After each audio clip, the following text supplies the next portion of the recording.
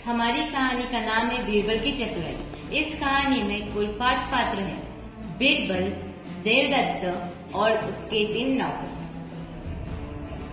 तो चलिए अब हमारी कहानी शुरू करते हैं।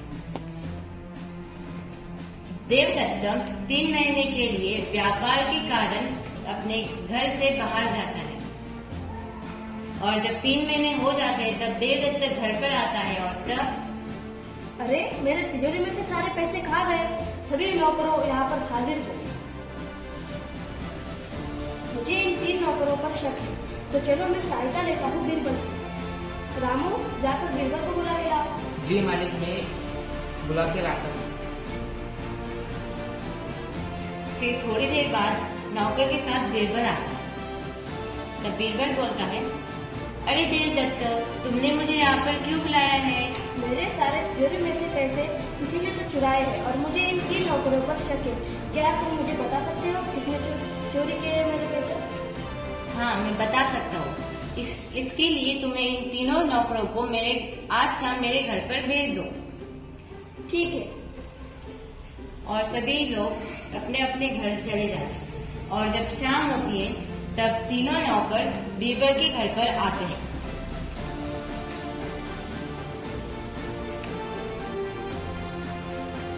आपने हमें यहाँ पे क्यों बुलाया है? दरअसल मैंने आपको यहाँ पे इसलिए बुलाया है क्योंकि मैं आज आपको मायावी लकड़ियाँ देने वाला हूँ। मायावी लकड़ियाँ? क्यों? ये मायावी लकड़ियाँ जो भी चोर होगा उसकी लकड़ी 1 उंगली जितनी बढ़ जाएगी और इस वजह से हमें पता चल जाएगा कि कौन चोर है। तो मैं अब आपको एक एक मायावी लकड़ियाँ दूंगा।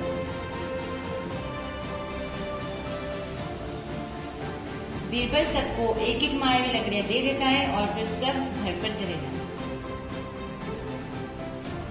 जब रात हो जाती है और जब सारे नौकर सो जाते हैं तब एक नौकर ठीक से सो नहीं पाता।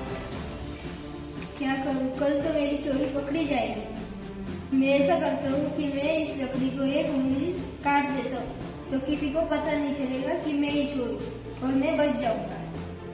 और इस तरह वो नौकर अपनी लकड़ी 1 उंगली इतनी काट देता है और जब सुबह होती है तब सभी जाग जाते हैं और देवदत्त के घर पर बीरबल आता है और बीरबल सबसे उनकी लकड़ियां लेता है। तो आप अब सबकी लकड़ियां मुझे दे दो।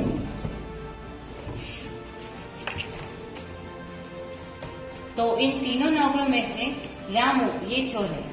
वाह बीरबल, तुमने तो कमाल कर दिया, पर ये किया कैसे? दरअसल जो लकड़ियां मैंने इन्हें दी थी वो मायावी नहीं थी। जो भी चोर था उसने अपनी चोरी के डर से उस लकड़ी को 1 उंगली जितना काट दिया था। इसी वजह से रामू ने वो लकड़ी काटी थी और वही चोर। माफ कीजिए मालिक, मैं धन की लालच में अंधा हो गया था। मैं आपको आपका धन सारा वापस कर देता हूँ, मुझे माफ कीजिए। और इस तरह रामू की चोरी पकड़ी जाती है और इस कहानी से हमें यह सीख मिलती है कि हमें कभी भी चोरी नहीं करनी चाहिए और लालच बुरी बला है। धन्यवाद।